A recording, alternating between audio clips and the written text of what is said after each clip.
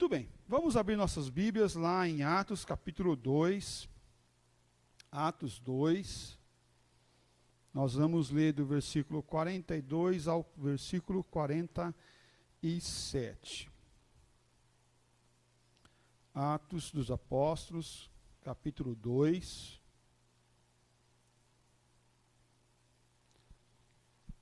Do 42 ao 47. Diz assim a palavra do Senhor nosso Deus. E perseveravam na doutrina dos apóstolos, e na comunhão, no partir do pão e nas orações. Em cada alma havia temor, e muitos prodígios e sinais eram feitos por intermédio dos apóstolos. Todos os que creram estavam juntos e tinham tudo em comum. Vendiam as suas propriedades e bens, distribuindo o produto entre todos, à medida que alguém tinha necessidade.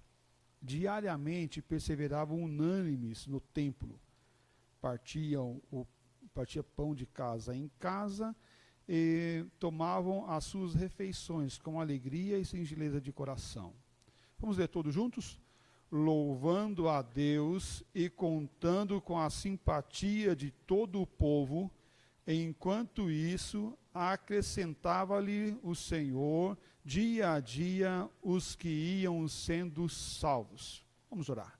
Pai, pedimos que o Senhor venha aquecer o nosso coração, o Senhor venha falar conosco, o Senhor venha trabalhar nas nossas vidas, na vida da Igreja Presbiteriana Maranata, na vida desse meu irmão, dessa minha irmã, que nesse momento está ouvindo essa palavra do Senhor na vida dele. Ó Pai querido, que o seu amor venha nutrir e venha fortalecer cada um de nós para sermos e executarmos a tua obra a cada dia. Em nome do Senhor Jesus que nós oramos e agradecemos. Amém, ó Pai. Amém. Meus queridos, a igreja primitiva, nós podemos assim mencionar. Aqui a igreja primitiva estava sendo estabelecida, a igreja de Atos dos Apóstolos, a igreja que o Senhor Jesus Cristo instruiu através dos apóstolos e agora está dando continuidade na história cristã. Está dando continuidade naquilo que foi ensinado, e nos seus primórdios nós temos algo muito precioso, que são os princípios que foram estabelecidos naquele lugar, os princípios que foram colocados ali, que também valem para nós hoje também. Algumas questões nós podemos espelhar de forma muito clara nesses princípios lá de Atos dos Apóstolos, aonde está mais próximo de Cristo, mais próximo do Evangelho que Cristo estabeleceu com a sua vinda e o que Ele quer realizar através da vida da igreja, através da vida do seu povo, através daqueles que congregam nas mais variadas épocas para glorificar o nome do Senhor Jesus Cristo.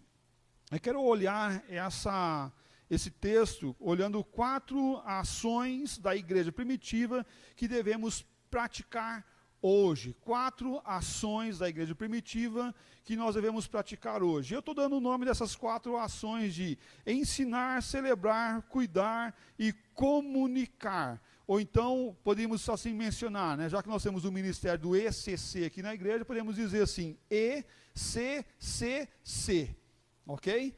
ECCC, E de ensinar, C de celebrar, C de cuidar, e o terceiro C, a quarta palavra, comunicar, comunicar. Então, ensinar, celebrar, cuidar e comunicar.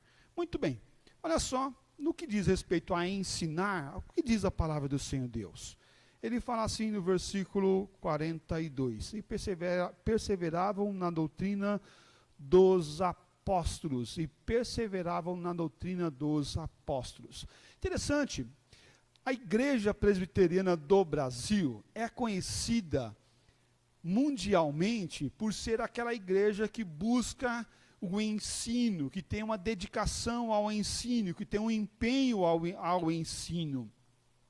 Mas também algumas vezes nós falamos sobre teologia, alguns olham assim e falam assim, não, lá vem o pastor falar de teologia de novo, né?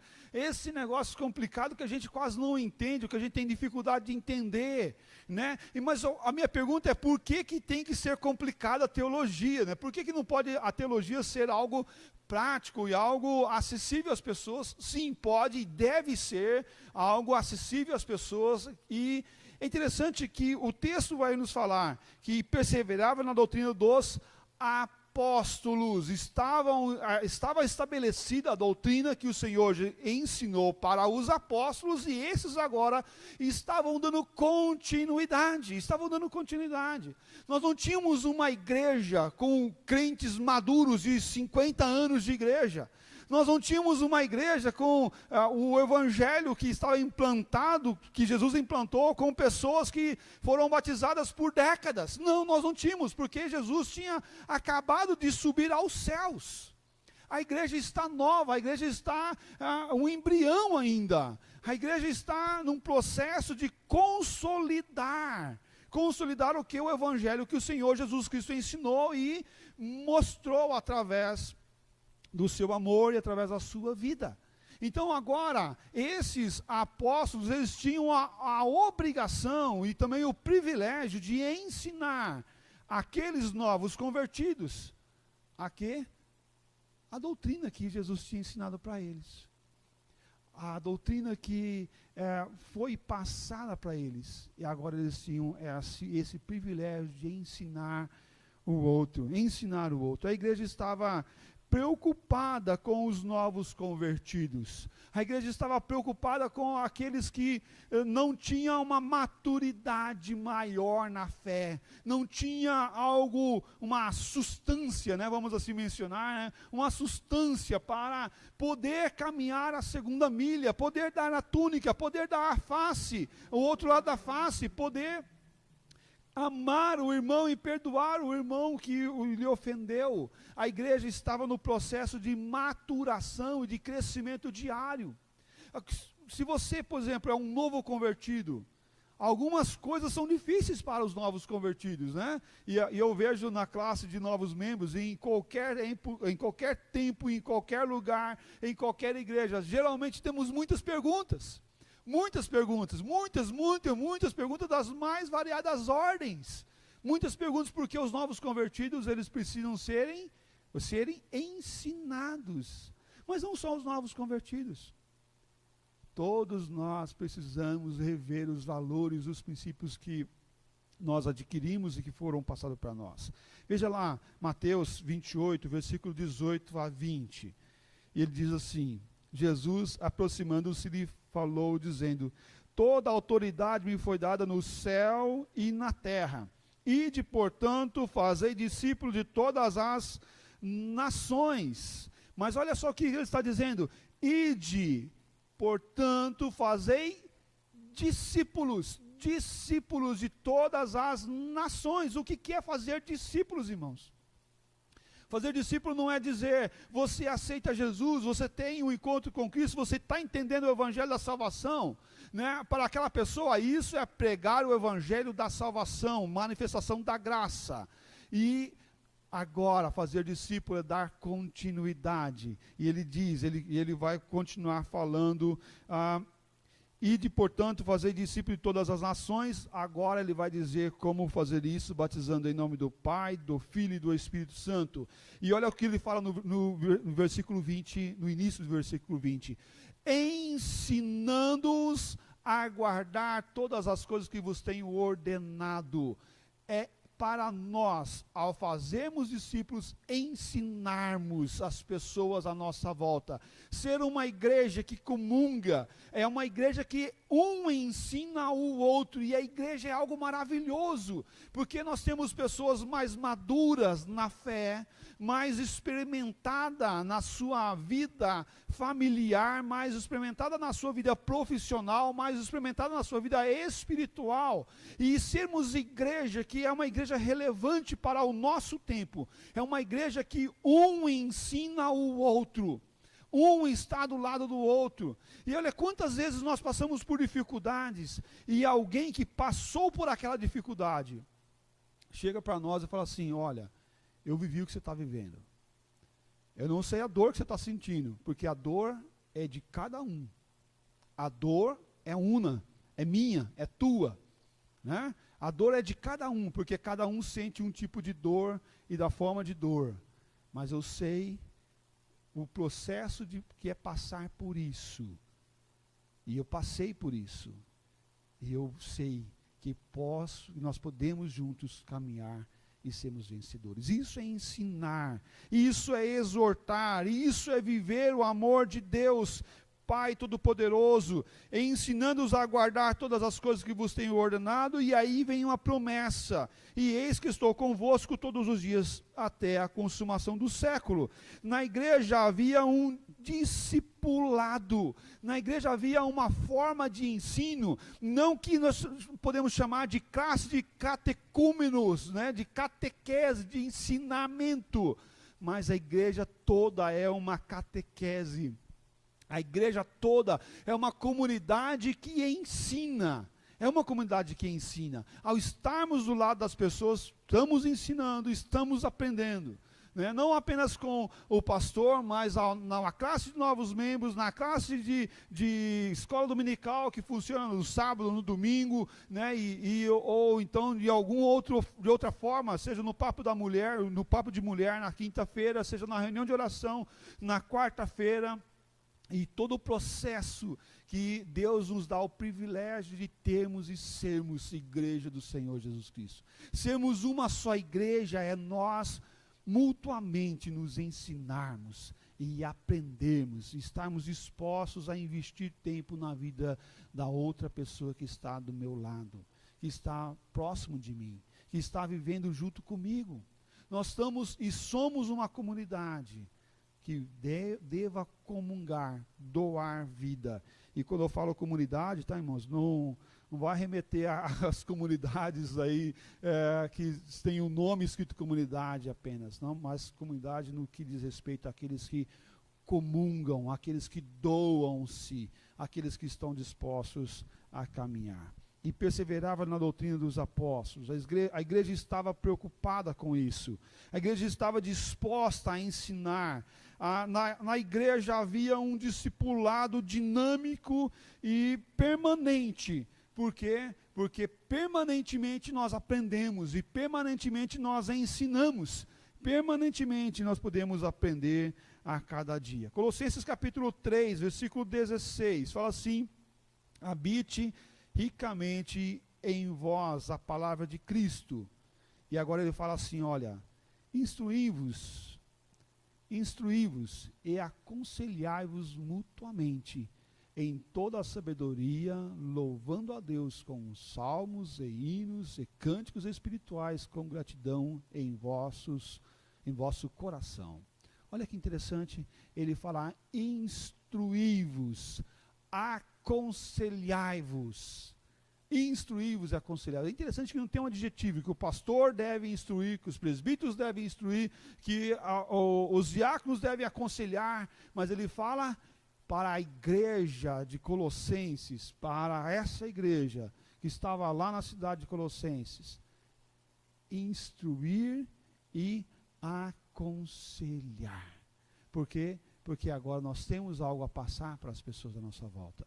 Nós temos algo que nós aprendemos, e sermos igreja, e sermos uma comunidade que vive esse amor, vive a paz do Senhor Jesus Cristo, é uma igreja que tem algo a instruir e algo a ensinar às pessoas à nossa volta. E aí vem a forma que nós fazemos isso, louvando a Deus, com salmos e hinos e cânticos espirituais, com gratidão em vossos corações. Eu lembro de uma irmãzinha, né, que quando encontrávamos com ela, ela sempre não estava com gratidão em vosso coração, porque nós olhávamos para ela e falávamos assim, irmãzinha, tudo bem com você? Ela falava, não está bem não. Você já ficava assim, né? O que vem agora? Né? Porque está chovendo demais, pastor. está chovendo demais, a roupa não seca, né? Está chovendo demais, olha, as plantinhas estão tudo alagadas lá no meu jardim, está morrendo tudo, está chovendo demais. Aí, um dia que estava sol, né, uma semana quente, só de sol, aí fala, agora não tem mais chuva, né? Aí você vai lá perguntar, irmã, tudo bem com você? Não está bem não, pastor. Não está bem. Aí você pensava, né? Antes era porque estava chovendo demais, agora o que será? Não, porque está muito sol. Está muito sol. Pastor, está muito sol, a gente coloca uma roupa no varal, a roupa fica estralando lá no varal, daqui a pouco ela está seca, né? Quase quebrando, quase rachando, né? Porque está muito sol. Está muito sol, né? É bom quando a gente está na praia, né? Bom quando a gente está na praia, esse grande sol, né? O difícil é quando a gente vai e dá uma chovida, né? Chove um pouquinho, dá uma esfriadinha, mas é bom também, né? Muito bom também. Olha só, e aí você fala, mano, não, vai melhorar, irmã, vai melhorar. Aí daqui a pouco dava uma friagemzinha, mesmo que seja muito pouca, porque era lá no Amazonas. E aí você perguntava, irmã, tá tudo bem? Aí você fala, não está bem não. Essa friagem resseca muito a minha pele, eu não aguento o frio, pastor, eu não aguento o frio. Eu falei, irmã, antes era chuva, antes era sol, agora é frio, daqui a pouco é calor, daqui a pouco, o que mais vai acontecer? O que mais vai acontecer? Ensinar é mudar a mente, é mudar o pensamento do outro com a palavra do Senhor Jesus Cristo. Para quê? Para que venha em vosso coração uma gratidão tal, que se está chovendo, eu glorifico a Deus e sou grato a Deus pela chuva. Se eu estou empregado, eu dou graças a Deus pelo emprego que, mesmo com dificuldades, eu estou trabalhando, estou lá empenhando minha função. Eu estou grato a Deus também porque estou desempregado, mas certo de que irá vir o emprego no futuro. Olha só, poder olhar com gratidão a Deus todos os momentos da nossa vida é uma mudança de pensamento, é uma mudança de coração e hábito para a glória do Senhor Jesus Cristo. Como nós podemos aplicar essa palavra de ensino na nossa igreja? E a pergunta é como a igreja presbiteriana Maranata está vivendo o ensino? Como a nossa igreja tem vivido o ensino? Eu pautei aqui algumas coisas que nós estamos vivendo o ensino. Primeiro, nos cultos. O culto é pedagógico. Os cânticos, os hinos, a leitura. E você vai perceber que existe uma leitura bíblica sobre aquele assunto que vai ser orado ou cantado, ou um cântico que vai conciliar com a leitura, que vai ter uma oração. Porque o cântico nós falamos com Deus, e a oração falamos com Deus, e a leitura da palavra de Deus fala conosco, e nós respondemos com a oração ou com os cânticos que ministramos para a glória do Senhor Jesus. Então o culto é uma forma pedagógica de ensino também.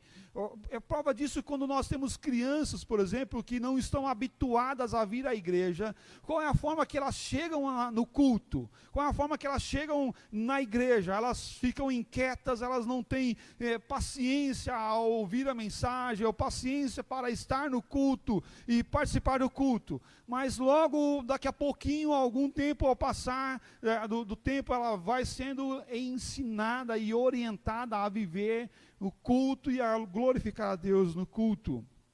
Como nós ensinamos também na igreja, nós temos a escola bíblica dominical.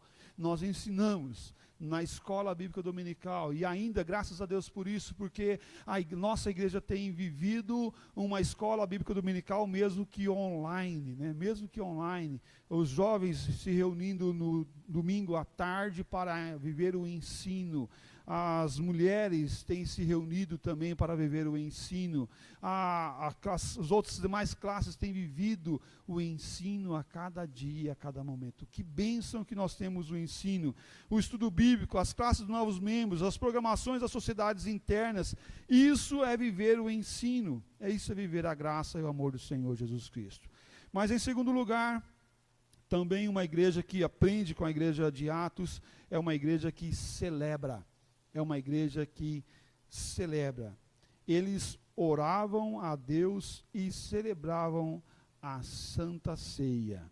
E perseveravam na doutrina dos apóstolos e na comunhão, no partir do pão e nas orações. E perseveravam na doutrina dos apóstolos, na comunhão, no partir do pão e nas orações. Eles temiam a Deus. Em cada alma havia temor, e muitos prodígios e sinais eram feitos por intermédio dos apóstolos. Atos 2:43. Eles se reuniam e louvavam a Deus. Havia uma dinâmica de louvor a Deus diariamente. Celebrar ao Senhor, exaltar o nome do Senhor Deus. E lá em Atos 2:46 fala assim: diariamente perseveravam unânimes no templo, no partir do pão de casa em casa, e tomavam as suas refeições com alegria e singeleza de coração. Havia uma celebração, havia um tempo de exaltar a Deus. Havia um tempo de exaltar a Deus. Ser uma igreja que vai olhar a vida da igreja de Atos e referenciar essa vida hoje, também deve ser um desafio para nós. Como estamos celebrando a Deus como igreja? Como estamos celebrando a Deus em comunidade? E o grande desafio é para quem está em casa, lá assistindo os nossos cultos online, né? Assistindo a manifestação cultica que está acontecendo aqui. O grande desafio é poder celebrar a Deus lá na casa, né? Em comunidade que está se reunindo na casa para glorificar e exaltar o nome do Senhor Deus. É o grande desafio, né? É o grande desafio. Eu sei que muitos irmãos, quando a igreja ficava de pé, né? Muitos também ficam de pé na sua casa e cantam o hino, cantam o cântico, e nós cantamos quando estávamos em casa assistindo com os cultos gravados. É verdade. Mas é um desafio. É um desafio. Porque nós estamos e podemos ter a prática do deixar para depois. Não, como é gravado, que eu posso assistir depois, eu vou fazer isso, depois eu assisto. E passa o tempo e eu não assisto. Passa o momento, eu deixo de celebrar a Deus junto com os irmãos. A aplicação e como a igreja tem celebrado ao nosso Deus. Primeiro, nós temos aqui os nossos ministérios de louvor e adoração ao Senhor nosso Deus. Nós chamamos o nosso grupo de louvor e exaltação. Nós temos os nossos corais que exaltam o nome do Senhor nosso Deus. Apresentações especiais, o coral das crianças, os hinos congregacionais que lembra e remete tantas coisas antigas que nós temos e podemos viver e relembrar esses hinos. Louvor com gratidão e o louvor da pregação da palavra do Senhor nosso Deus. São atos e ações que nós podemos ter, mas muito mais podemos ter ainda, né? Muito mais podemos ter. Esses dias eu estava conversando com um irmão da nossa igreja e eu falei assim: irmão, eu estou com saudade daqueles hinos, aqueles cânticos antigos que nós cantávamos antigamente. E gostaríamos de cantar esses cânticos, esses hinos, né? Mais intensamente. E também gostaria de ver aqueles cinquentões cantando e tocando novamente, né? E até desafiei o irmão para nós termos um grupo ali de pessoas dos 50 anos a mais, né? 50 anos mais. Quem sabe, né, Wesley, possamos ter um grupo aí desses cinquentões aí que vão glorificar a Deus com os cânticos, louvando ao nome do Senhor Jesus Cristo. Olha que bênção. É momento de louvar e exaltar o nome do Senhor Jesus Cristo. Não que os outros não façam, fazem e estão fazendo de forma muito bem. Graças a Deus por isso. Mas o louvor e exaltação não é limitado a um grupo, mas é para a igreja toda.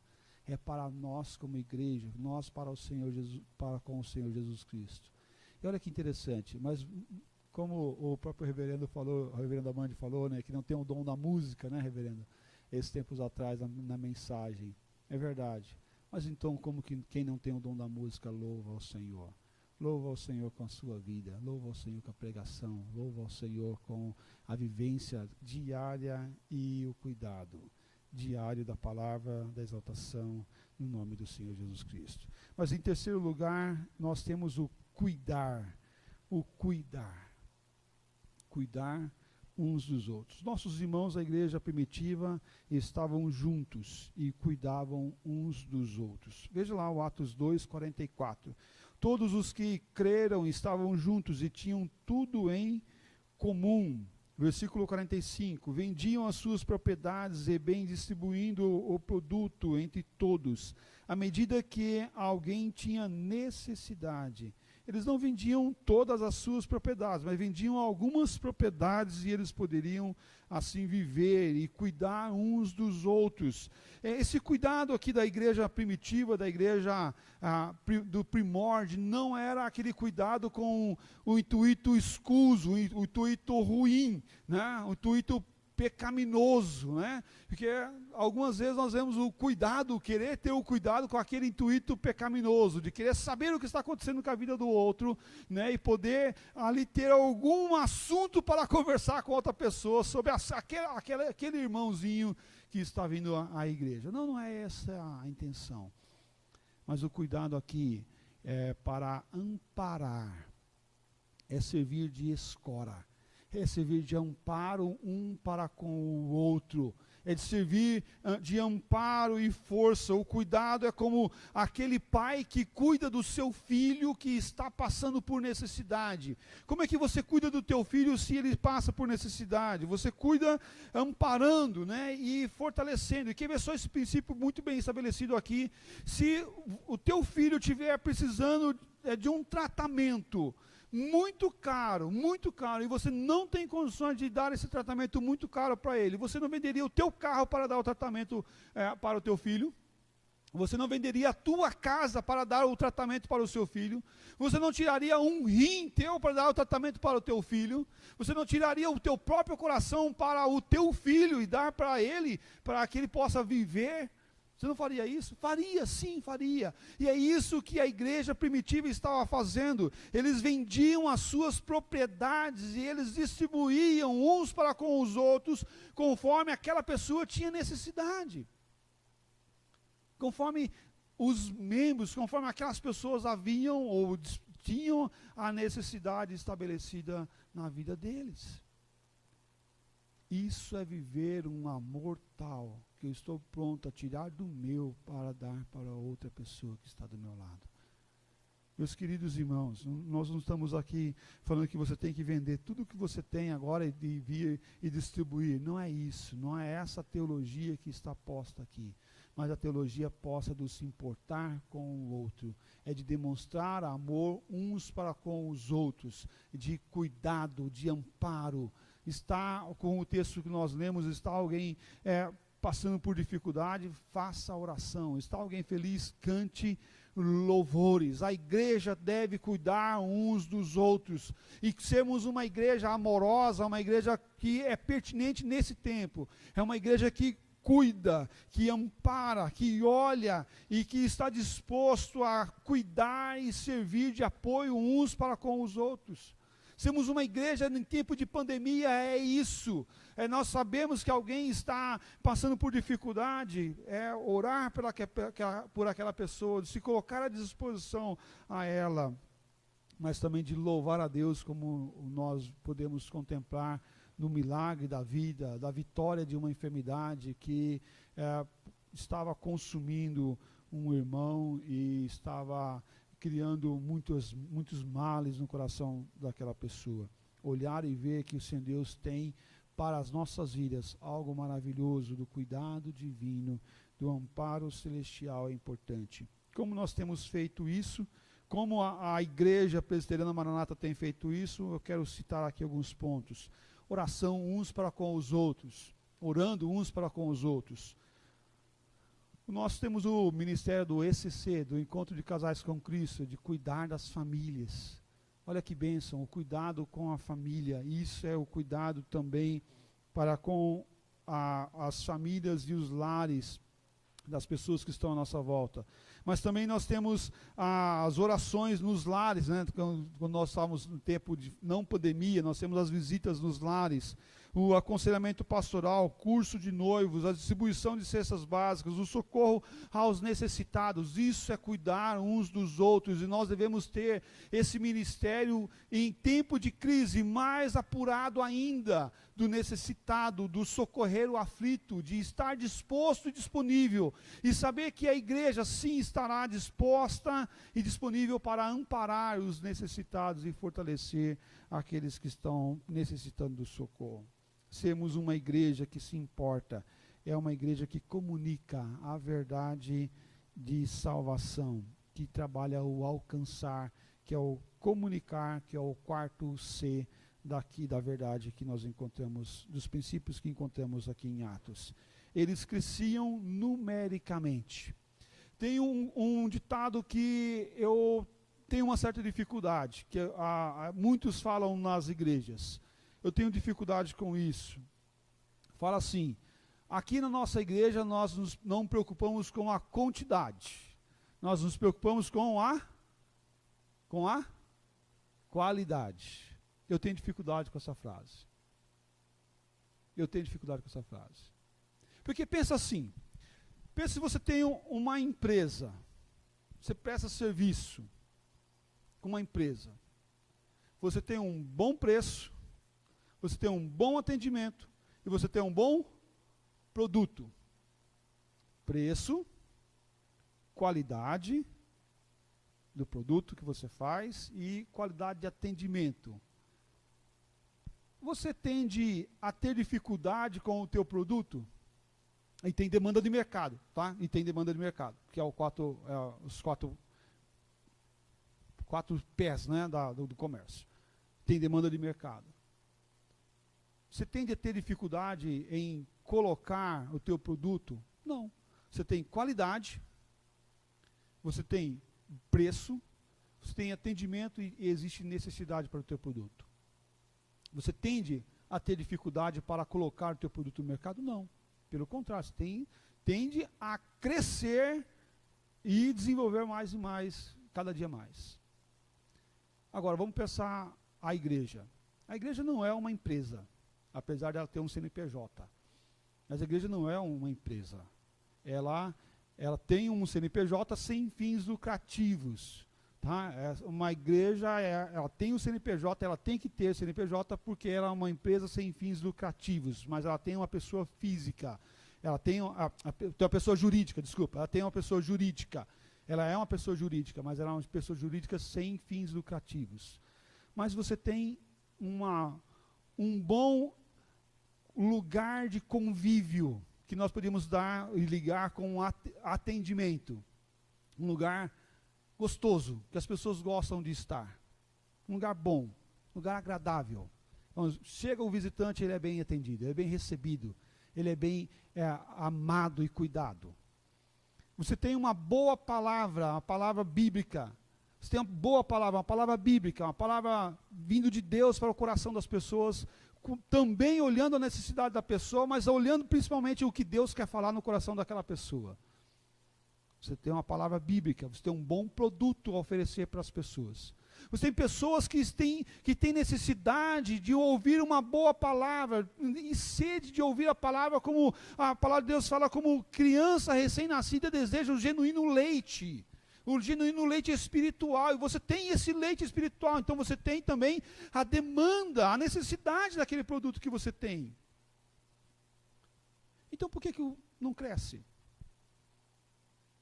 Então, se você tem uma boa qualidade, você tem que ter um bom crescimento também.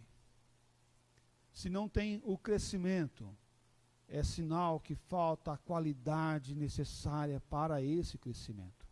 Falta a qualidade necessária para crescer. Nós não queremos quantidade, é um problema, irmãos, é um problema. Sim, nós devemos ter quantidade, sim. E a palavra de Deus sempre vai nos incentivar. Ide por todo mundo e pregai o evangelho a toda criatura. Ensinando Por quê? Porque as pessoas iriam se converter. Deus iria trabalhar a conversão no coração dessas pessoas para que elas pudessem ouvir a mensagem de salvação e entender essa mensagem de salvação. Eu sou um pastor que anseio por crescimento bíblico, crescimento espiritual, mas também crescimento numérico das pessoas chegando a esse lugar. Porque nós temos que ter esse desejo. Se nós tivermos maturidade bíblica, maturidade eclesiástica, maturidade espiritual nesse lugar, certamente Deus irá enviar os seus aqui nesse lugar. E percebe que é isso que está acontecendo aqui em Atos, versículo 47, louvando a Deus e contando com a simpatia de todos os povos. Olha o resultado que isso iria culminar, que iria estabelecer vindo do Senhor na vida daquele povo. Enquanto isso, o que acontecia? Acrescentava-lhes o Senhor, dia a dia, os que iam sendo salvos. Deus trabalha a salvação dele no coração das pessoas. E estava trabalhando a salvação dele no coração das pessoas, enviando para onde? Aonde eles estavam unânimes, perseverando na doutrina dos apóstolos, onde eles estavam cuidando uns dos outros, onde eles estavam demonstrando amor uns para com os outros e vivendo uma teologia bíblica.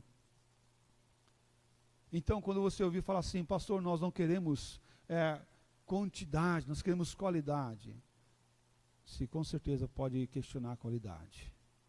Será que a qualidade está tão boa assim? Não, não está.